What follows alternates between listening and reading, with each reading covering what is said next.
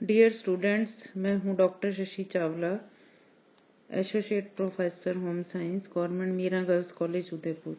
आज हम जिस विषय पर चर्चा करेंगे वो है वर्ल्ड हेल्थ ऑर्गेनाइजेशन यानी कि विश्व स्वास्थ्य संगठन। कल भी हमने इसके बारे में बात की थी, आज थोड़ा हम और विस्तार से इसके बारे में चर्चा करेंगे।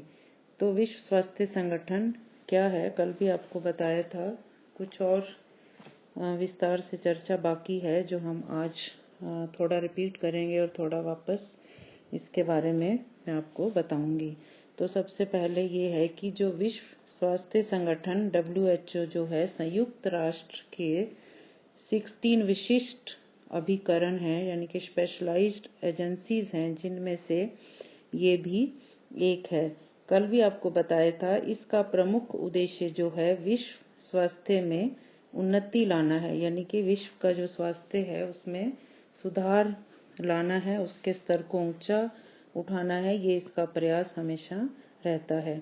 यह विश्व का स्वास्थ्य संबंधी संगठन है। इसकी नीतियों, कार्यक्रम तथा प्रयास का अंतर्राष्ट्रीय स्तर पर और जन स्वास्थ्य पर बहुत अधिक प्रभाव पड़ा है और पड़ता है। विश्व स्वास्थ्य संगठन के प्रयासों के परिणाम स्वरूप विश्व स्वास्थ्य स्तर में अत्यधिक सुधार भी आया है। इस संगठन में स्वास्थ्य के विस्तृत क्षेत्र के अंतर्गत जो आता है वो है गरीबी, रंग भेद तथा पर्यावरण की गुणवत्ता इत्यादि मुद्दे भी आते हैं, जो कि समय समय पर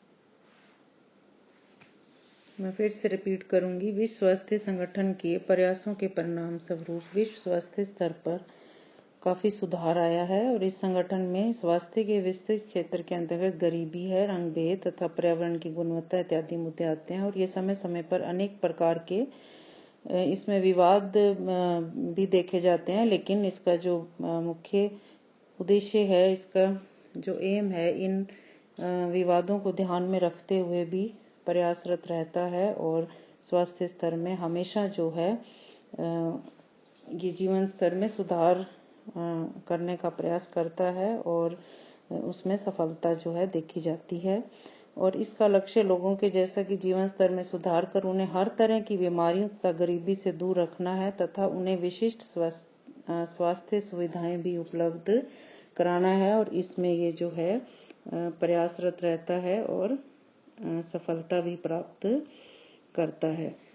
तो वर्ष इसका थोड़ा हिस्ट्री के बारे में आपको बताना चाहूँगी। 1945 में सैन फ्रांसिस्को सम्मेलन हुआ था। उसमें संयुक्त राष्ट्र यानी कि यूनाइटेड नेशंस के गठन के समय ही विश्व स्वास्थ्य संगठन के निर्माण की कल्पना की गई थी। 1945 में 3 भौतिकविद, चीन के डॉक्टर जेमंग जे, नॉर्वे के कॉर्ल एवंग तथा ब्राजील के गेराल्डो डी पाउलो सोयूज द्वारा समस्त विश्व की स्वास्थ्य आवश्यकताओं को ध्यान में रखते हुए एक प्रमुख तथा केंद्रीय स्वास्थ्य संगठन की स्थापना का प्रस्ताव रखा गया था और इस प्रस्ताव के आधार पर विश्व स्वास्थ्य संगठन यानी कि WHO वर्ल्ड हेल्थ ऑर्गेनाइजेशन की स्थापना हुई, जो कल भी आपको बताया था 7 अप्रैल 1948 को। और वास्तविक 61 सदस्य राष्ट्रों में से 26 सदस्य राष्ट्रों द्वारा दिए गए अनुसमर्थन से जो है ये स्थापना की गई।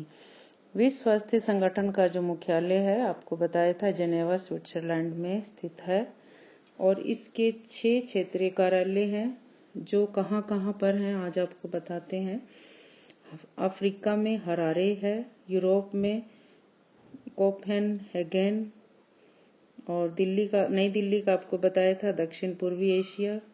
अमेरिका में है DC वाशिंगटन और कायरो तथा मनीला पश्चिमी पैसिफिक क्षेत्रों में स्थित है। इसका प्रशासन विश्व स्वास्थ्य सभा के सदस्यों की देखरेख में किया जाता है।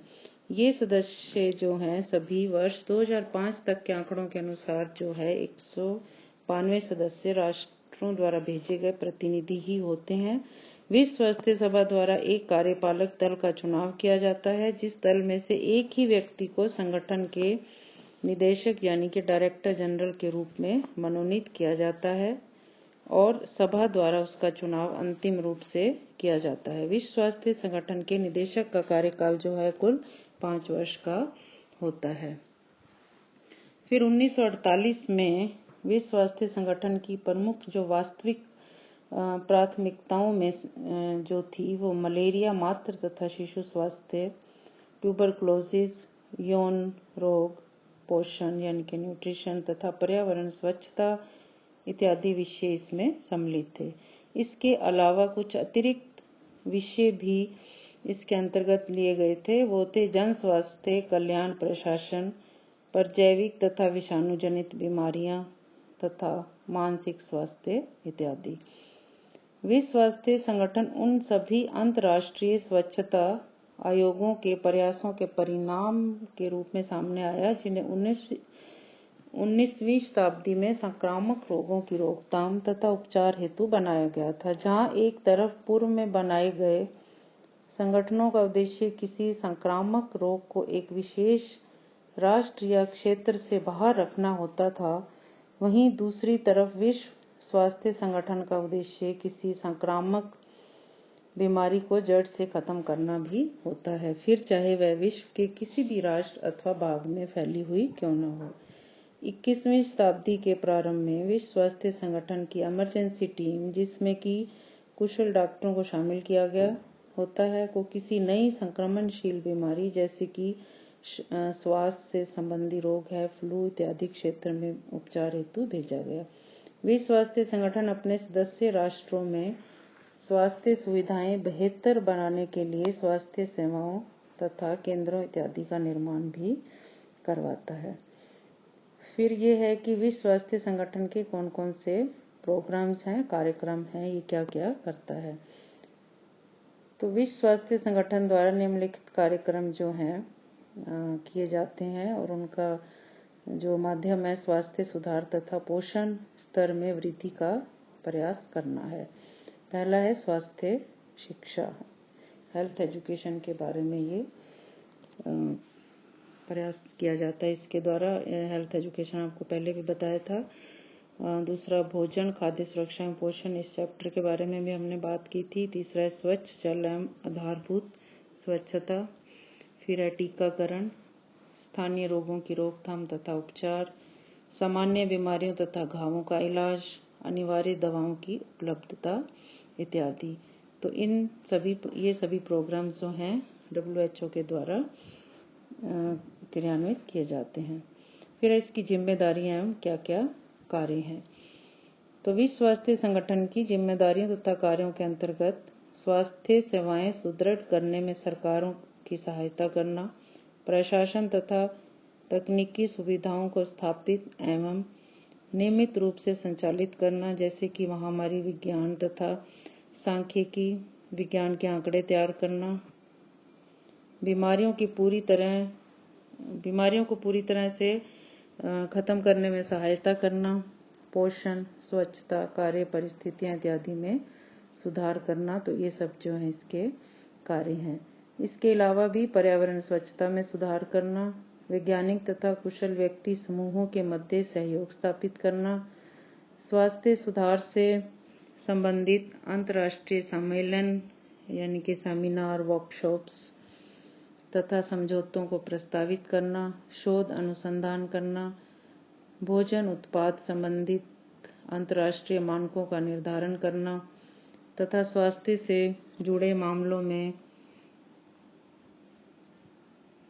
लोगों को सूचित करना तथा जागरूक बनाना जो है इसके कुछ महत्वपूर्ण या अहम कार्य हैं। विश्व स्वास्थ्य संगठन के कार्य 3 विभिन्न तत्वों के द्वारा किए जाते हैं। कल भी आपको थोड़ा सा बताया था। एक है विश्व स्वास्थ्य सभा, वर्ल्ड हेल्थ असेंबली, दूसरा एग्जीक्यूटिव बोर्ड है, तीसरा है सचिवालय यानी कि सेक्रेटरीट, जिनमें से विश्व स्वास्थ्य सभा जो है सबसे ज़्यादा प्रमुख है, महत्वपूर्ण है और प्रतिवर्ष अपने सभी सदस्य राष्ट्रों के प्रतिनिधियों के मध्य एक सम्मेलन का आयोजन करती है।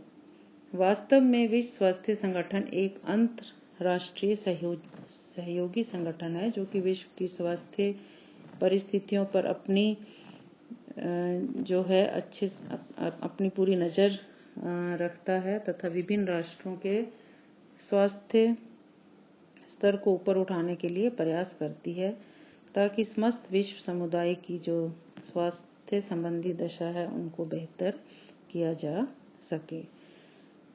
तो जो भी कार्य करती है, बहुत सारे प्रोग्राम्स जो इनके द्वारा किए जाते हैं, विश्व स्वास्थ्य संगठन की पूरी जिम्मेदारी होती है कि पूरे संसार में जो है स्वास्थ्य को लेकर के ये पूरा अहम कार्य करते हैं। उसके बावजूद भी इनकी कुछ उपलब्धियां होते हुए भी कुछ बाधाएं भी हैं। 20वीं शताब्दी के अंत तक हुए अत्यधिक आर्थिक विकास तथा वैज्ञानिक उन्नति के फलस्वरूप वैश्विक स्वास्थ्य में असाधारण सुधार देखने को मिला। इस सुधार को लाने में विश्व स्वास्थ्य संगठन द्वारा आधारभूत तथा केंद्रीय भूमिका निभाई गई। विश्व स्वास्थ्य संगठन द्वारा अपनाई गई नीतियां तथा सदस्य राष्ट्रों में तकनीकी सहयोग इत्यादि की मदद से यह सुधार मुमकिन हो सका। वर्ष 1955 की जीवन प्रत्याशा जो है 48 से बढ़कर वर्ष 85 तक आते आते 69 वर्ष तक पहुंच गई। इसी दौरान शिशु मृत्यु दर प्रति हजार में 148 से घटकर 59 पर पहुंची। सबसे अधिक जनसंख्या वाले राष्ट्र में जनसंख्या वृद्धि दर आश्चर्यजनक रूप से कम हुई। चेचक जैसी प्राचीन घातक बीमारी का प्रभाव काफी हद तक खत्म हो गया था। आज पोलियो बीमारी भी अपने खात्मे की कगार पर पहुंच चुकी है। विश्व स्वास्थ्य संगठन द्वारा जो है आयोडीन युक्त नमक के प्रयोग की पहल द्वारा आयोडीन की कमी से होने वाली बीमारियों को दूर किया गया है, जो कि बच्चों की दृष्टि तथा मस्तिष्क में होने वाली अनेक प्रकार की बीमारियों का मुख्य कारण होता था। फिर है कि विश्व में प्रति 5 में से 1 व्यक्ति के पास उचित स्वच्छ पेयजल की व्यवस्था नहीं थी। अधिकांशतः विकासशील देश में संक्रामक बीमारी की चपेट में आकर काफी लोगों की मृत्यु हो जाती रही है। विश्व में 70% महिलाएं गरीबी से जूझ रही हैं। विश्व के सबसे गरीब राष्ट्र में एक बच्चे को जन्म देने वाली स्त्री के मरने की संभावना किसी समान राष्ट्र में जन्म देती स्त्री के स्वास्थ्य की तुलना में बहुत अधिक होती है। अत्यधिक उपभोग और प्रदूषण फैलाने के प्रवृत्तियों के कारण समस्त विश्व जलवायु परिवर्तन के संकट से जूझ रहा है, जिसका पर्यावरण तथा मनुष्य के जीवन पर विपरीत प्रभाव पड़ा है। बाजार तथा व्यापार के वैश्वीकरण के कारण तंबाकू, शराब और अन्य वसायुक्त उत्पादों के उपभोग में अत्यंत बढ़ोतरी हुई है, जिसके कारण लोगों की दिनचर्या पर काफी विपरीत प्रभाव पड़ा है।